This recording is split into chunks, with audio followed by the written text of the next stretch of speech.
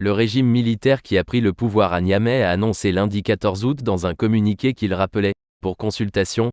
l'ambassadeur du Niger à Abidjan, après des propos du président ivoirien Alassane Ouattara, accusé d'avoir fait l'apologie de l'action armée contre le pays.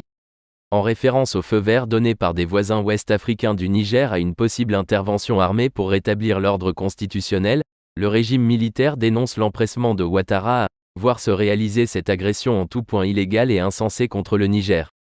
À son retour jeudi d'un sommet de la Communauté économique des États d'Afrique de l'Ouest, CEDEAO, à Abuja, le président Ouattara avait déclaré que les chefs d'État avaient donné leur accord pour qu'une opération militaire démarre dans les plus brefs délais, afin de rétablir dans ses fonctions le président Mohamed Bazoum renversé par un coup d'État le 26 juillet. Il avait annoncé que la Côte d'Ivoire fournirait un bataillon, de 850 à 1100 hommes, aux côtés du Nigeria et du Bénin notamment.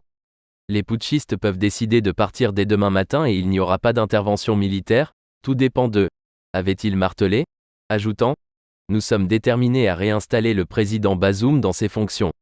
Le communiqué du Conseil national pour la sauvegarde de la patrie, CNSP, qui a pris le pouvoir à Niamey estime que cette « précipitation » atteste de la manipulation orchestrée par certaines puissances extérieures, qu'il ne cite pas. C'est pourquoi le CNSP et le gouvernement du Niger expriment leur rejet total des propos tenus par Alassane Ouattara, qui vont au-delà de la position commune de l'organisation sous-régionale, CEDEAO,